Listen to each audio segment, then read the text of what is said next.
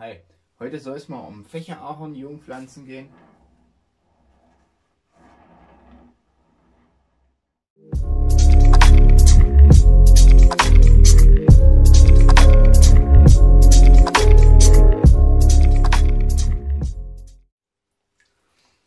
Genau, heute soll es mal um solche kleinen Fächerahorne gehen. Die habe ich bei mir auf Arbeit ausgegraben, die wachsen da zwischen den Rosen. Da stehen zwei große Fächerahorne und da wachsen solche kleinen Fächerahorne zu 100-fach und ich finde, die kann man immer ganz gut aufheben. Kann man sehr gut auch als Wurzelanpfropfung nehmen, wenn man sagt, man will eine Wurzel anmachen, irgendwo dran setzen als Wurzel. Genau. Und da kann man die sehr gut nehmen. Man kann die in Teichpflanzkörbe setzen. Man kann sie in solche flachen Schalen setzen. Hier, wie gesagt, der Teichpflanzkorb. Das sind so die Möglichkeiten. Man kann auch sagen, man setzt sie in eine kleine Bonsai-Schale. Das kann man natürlich auch machen. Hat man einen kleinen niedlichen Showin, kann man alles machen. Heute wollen wir mal ein paar davon einsetzen und dann erzähle ich euch noch ein bisschen was darüber. Was ich ganz häufig von Leuten höre, die wollen die Fächerahorne, weil sie gleich einen perfekten Wurzelansatz haben wollen, sagen viele, die pflanzen die auf eine Fliese oder auf hier so eine Plastikscheibe und tun die so drauf drücken. Also so flach drauf pflanzen. Das sollte man, wenn es geht, nie machen, weil es ist nämlich nie gut für die Wurzeln, weil die Wurzeln würden dann im Prinzip so flach wachsen, aber eine Wurzel wächst immer irgendwie nach unten. Also eine Wurzel sieht natürlicher aus, wenn sie, klar, schon die ersten paar Zentimeter ein bisschen gerade, aber wenn das Ende sich dann ein bisschen biegt, weil ihr werdet das nie hinkriegen, dass ihr so einen flachen Wurzelteller habt. Wenn ihr das überall, wenn ihr das irgendwo seht, die Bäume, die Wurzeln gehen immer irgendwann in die Tiefe. Bei so einem Blumenuntersetzer, also bei so einem Topfuntersetzer, das geht immer noch. Also wie gesagt, ich habe das hier zum Beispiel, der sitzt jetzt 1 Jahr hier drin. Das ist okay. Den setzt man dann natürlich auch in eine Schale oder setzt ihn in ein größeres Gefäß. Aber erstmal, um die Wurzeln ein bisschen zu sortieren, ist das in Ordnung. Da kann man das machen. Aber besser ist es natürlich in eine größere Schale. So, hier zum Beispiel, der ist jetzt schon ein bisschen vorgestaltet. Da ist jetzt hier so ein langer Opferast dran.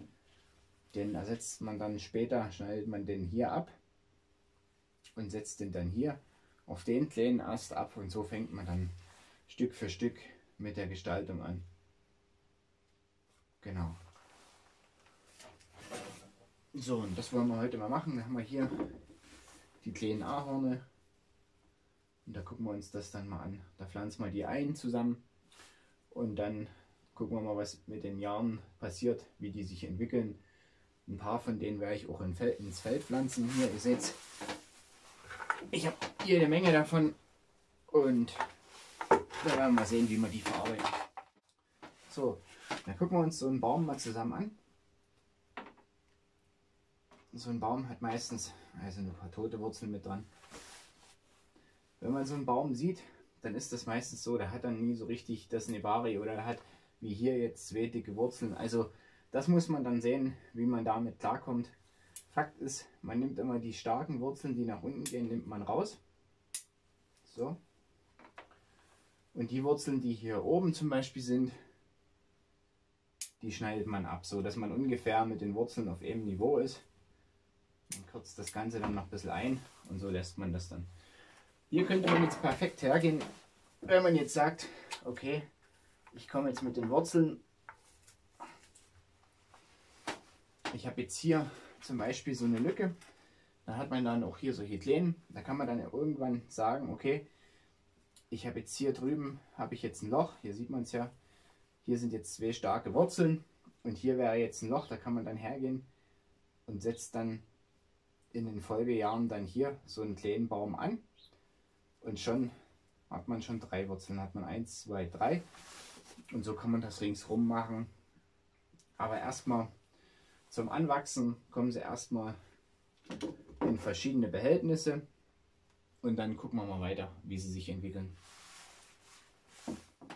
Als Substrat habe ich eine Mischung gewählt aus Akadama, Kanuma, Lechhutza, das ist so ein bisschen Zeolit und Bimskies gemischt. Ein bisschen Perlit ist mit drin und ein bisschen Torf. Also ein kleines bisschen Anteil von Torf ist auch noch dabei. Weil es sind ja immerhin Jungpflanzen, da können die ruhig auch ein bisschen Torf noch haben. Ja, und das ist so ein luftiges Substrat, das ist auch relativ modern. Das ist okay.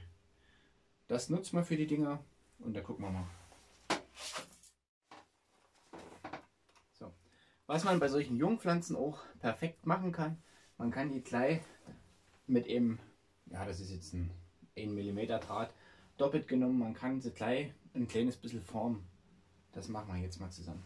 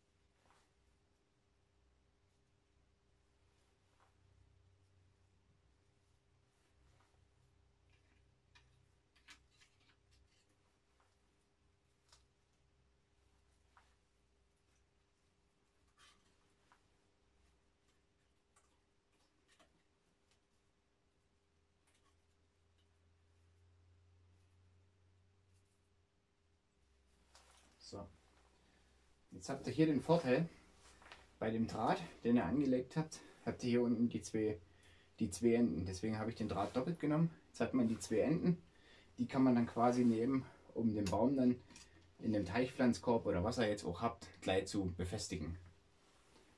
Genau, das machen wir jetzt zusammen. Jetzt mal ein bisschen eine Biegung geben. Der Draht hätte können ein kleines bisschen stärker sein, aber das ist nicht so schlimm. Das kriegt man hin.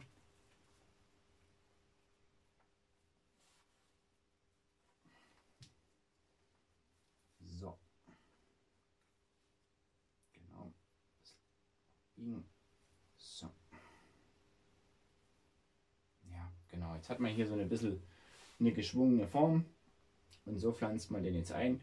Und dann kann man den ohne Probleme wachsen lassen. Eine Sache, auf die man aufpassen muss, das zeige ich euch mal bei dem anderen Baum. Wenn man hier so eine schöne Drahtung macht, dann sollte man noch aufpassen, ich meine, man erkennt es kaum noch, dann sollte man noch aufpassen, dass man den Draht nie einwachsen lässt. Hier ist vielleicht eine kleine Stelle, hier sieht man es, hier ist noch eine kleine Überwallung. Also da muss man auf jeden Fall darauf achten, dass man, wenn man einen Baum, so gerade bei solchen jungen Bäumen, wenn man die drahtet, dass man den Draht nie einwachsen lässt. Das ist ganz gefährlich, das wären ganz hässliche Narben und es dauert auch echt sehr lange, bis man die wieder wegkriegt. Also immer den Draht kontrollieren und ein bisschen aufpassen.